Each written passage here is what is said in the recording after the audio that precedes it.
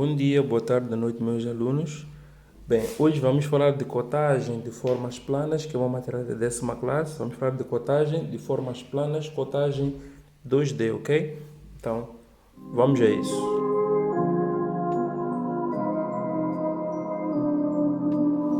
Bem-vindos mais uma vez ao canal Professor Judas. Hoje vamos falar de um tema muito simples e rápido, quero acreditar, que fala sobre cotagem de formas e vamos dar mais ênfase, ou seja, vamos nos especializar em falar de cotagem de formas planas, cotagens 2D, podemos assim dizer. Então, importa primeiro dizer que a cotagem visa, acima de tudo, colocar medidas nas figuras, ok? Então, é um tema extremamente vasto, mas nós vamos apenas falar de cotagens planas, conforme eu disse logo no início, ou seja, não vamos falar de todas as regras que existem, porque são muitas, seria um vídeo de 1 hora, 2 horas, vamos falar apenas de algumas regras básicas que eu acho que são importantes conhecer. Quero acreditar que o resto, se nós formos a prestar muita atenção, será algo automaticamente lógico, ok? Então, vamos falar de cotagem de formas planas e hoje vamos falar de cotagens, de regras básicas de cotagem, ok? Eu quero acreditar que são 9 importantes, o resto, bem, quem for a seguir esta área no ensino técnico, no ensino superior, provavelmente vai estudar outras regras assim mais elaboradas. E por favor, não se esqueçam de subscrever-se ao canal, deixar gosto, se possível, ou se preferirem, deixar sugestões de matérias que gostariam de estudar, ok? Independente da classe de 8ª até a 12ª. Então, vamos a isso. Bem, conforme eu já disse, vamos falar apenas de 9 regras principais que importa estudar aqui na cotagem, ok? Então, eu vou aqui explicar regra por regra e passo a passo, ok? Em figuras que eu quero acreditar que são simples. Então, a primeira regra, a primeira e a segunda estão misturadas, mas a primeira regra diz o seguinte: utilizamos para cotar as linhas de cota ou linha de cotagem que devem ser representadas utilizando o traço grosso contínuo e elas devem possuir um triângulo isósceles nas suas extremidades. As linhas de cotagem devem estar paralelas à figura, tendo uma distância mínima de 0,5 centímetros. Esta foi a primeira regra. Depois, a segunda regra diz: utilizamos as linhas de chamada que devem ser representadas utilizando um traço fino contínuo, nesse caso mais fino em relação à linha de cota, e devem ser uma extensão dos lados da figura, com uma separação mínima de 0,3 centímetros. E as linhas de chamada sempre são perpendiculares às linhas de cota, ok? Espero eu que tenham entendido. Eu aqui vou exemplificar mostrando como é que podemos fazer, utilizar a primeira e a segunda regra, ok? Então, vamos a isso. Sim, então, explicando a primeira regra, não é? Eu até posso começar da regra número 2, depois avançar para a regra número 1. Então, a primeira regra fala das linhas de chamada. Conforme diz no exercício, a linha de chamada deve ser uma extensão dos lados da figura, uma extensão, uma espécie de continuação, e deve ter uma distância de 0,3 centímetros, não é? Ou seja, eu quero medir, por exemplo, este quadrado, não é? E eu sei pelas medidas que aparecem que o quadrado tem 4 centímetros e, logicamente, aqui também tem 4, não é isso? Então, como é que eu devo colocar esta medida? Primeiro, eu devo aqui colocar a régua nesta posição, não é? Medir praticamente a dita cuja extensão, ou seja, meço daqui para cá primeiro 0,3 milímetros, não é? 1, 2, 3, e faço uma linha reta, traço fino, aqui assim, ok? Já fiz. E, como podem supor, se eu quero medir desta distância até aqui, devo fazer também outra linha de chamada da mesma forma que fiz a primeira, ou seja, meço daqui para cá também 0,3 e faço isto, ok? Bem, na verdade, o importante aqui é que a linha de chamada não pode tocar a figura, ok? Deve ter uma separação visível, para não ficarmos muito presos no 0,3, não é? Mas não pode tocar, mas deve ao mesmo tempo perceber-se que aqui é uma continuação. Estamos juntos? Então, dito e feito, já fizemos aqui a linha de chamada. Vamos fazer a seguir a linha de cotagem, que diz que é paralelo ao lado que nós desejamos cotar, não é? E deve ser uma espécie de... deve ser feita uma linha grossa contínua, ou seja, posso aqui colocar a régua nesta posição, utilizo essas partes da régua, não é? Faço algo que é assim, e faço uma linha reta usando traço, desta vez traço grosso, não é? Com a mesma tonalidade que a figura, não é? Que é assim, e também não pode tocar a linha de chamada. E conforme diz o exercício, deve ter aliás um triângulo isósceles em sua extremidade. Então, senhores, não podemos nos esquecer que, já estou aqui a entrar noutra matéria, mas é importante, temos o triângulo equilátero, temos o triângulo escaleno, temos o triângulo retângulo e temos o triângulo isósceles. Então, o triângulo isósceles, quero acreditar que todos vocês já sabem, é o triângulo que tem dois lados iguais, logicamente um diferente, não é? Neste caso, os dois iguais serão mais compridos que o diferente. Então, para fazer é muito simples, é uma questão de dar uma certa distância, fazer algo aqui assim, não é? Faço algo também aqui assim, não é? Não medir, mas deve ter uma certa distância. E a seguir é uma questão de unir aqui a extremidade, ou seja, faço a união desta forma aqui assim. Ok? Já fiz aqui o meu triângulo isósceles, ok? Espero que tenham compreendido, não é? Desta forma aqui assim.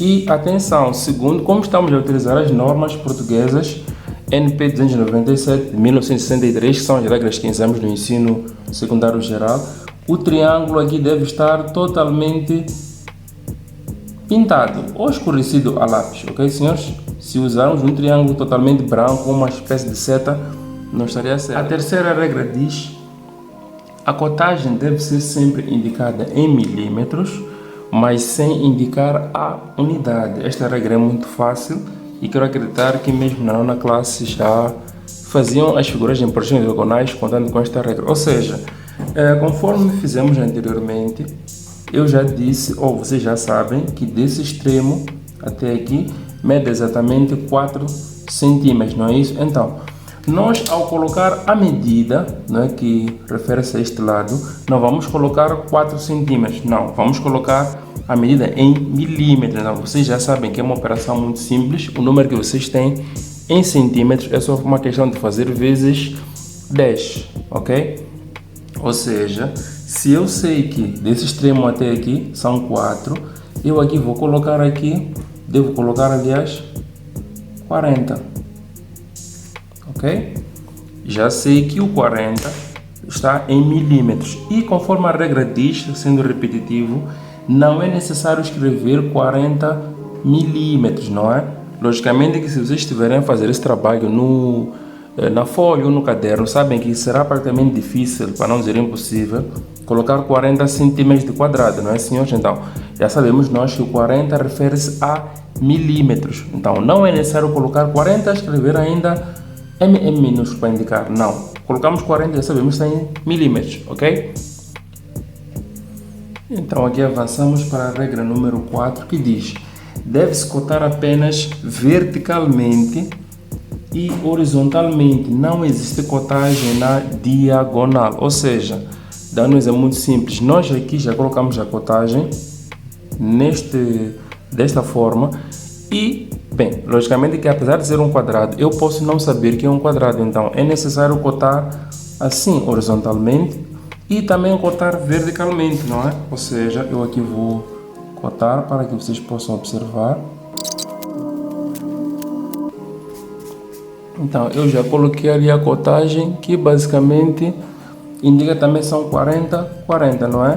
Bem, sempre que for possível, é importante que as linhas de cotagem tenham os mesmos triângulos isósceles, as linhas de chamada tenham mais ou menos as mesmas medidas, ok? Ou seja, este número não pode ser não pode ser grande, este pequeno, então, tentem equilibrar aqui os números para que tenham a mesma fonte, o mesmo tamanho, ok? Então, a regra diz: a cotagem deve ser apenas vertical e horizontal. Não colocamos a cotagem na posição diagonal. Então vamos supor que temos aqui um outro exemplo. Por exemplo, aqui assim, só exemplificando. Então, eu tenho aqui este triângulo e desejo um triângulo retângulo. Retângulo porque tem um ângulo aqui de 90 graus. Acho que estudaram isso. Então, eu devo aqui, por exemplo, aparece como exercício, indique a cotagem, eu determine a cotagem, não é isso? Então, o que eu devo fazer é muito simples, aplicar o que basicamente eu já estudei. Colocar uma extensão dos lados que eu desejo cotar, por exemplo, desejo indicar a medida ou a cota deste extremo até aqui. Então, faço aqui uma linha, faço aqui uma extensão, não é? Neste caso não é bem uma extensão, mas a parte do ponto inicial, são a linha de chamada, e aqui devo colocar a linha de cotagem, não é? Ou seja, faço uma linha reta desta forma, aqui assim, e coloco o triângulo isósceles nas suas extremidades. Fazer isto. Posso também fazer isto, não é? Ops, aqui parece maior do que os outros. Não é? Posso fazer de princípio até a mão livre. O importante é notar-se que é um triângulo isósceles, ok, meus senhores? Não pode aparecer um triângulo com outras medidas, outras dimensões.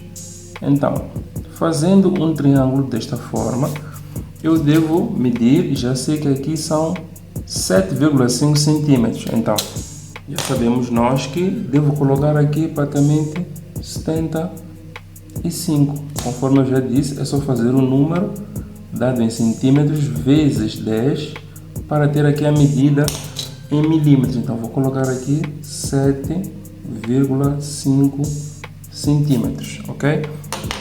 E devo também medir deste extremo até aqui. Então, novamente, com a linha de chamada, antes devo colocar aqui um extremo desta forma aqui, assim, ok? Desta forma, assim. Devo aqui fazer a linha de cotagem, algo aqui assim. Eu aqui estou a fazer a mão livre para ganharmos um bocadinho de tempo, não é? O importante é o triângulo estar bem feito e notar-se que, de princípio, é um triângulo equilátero. Então, em relação a essa distância, eu devo medir aqui com a régua, indicar são 4,5 centímetros e aqui devo colocar 4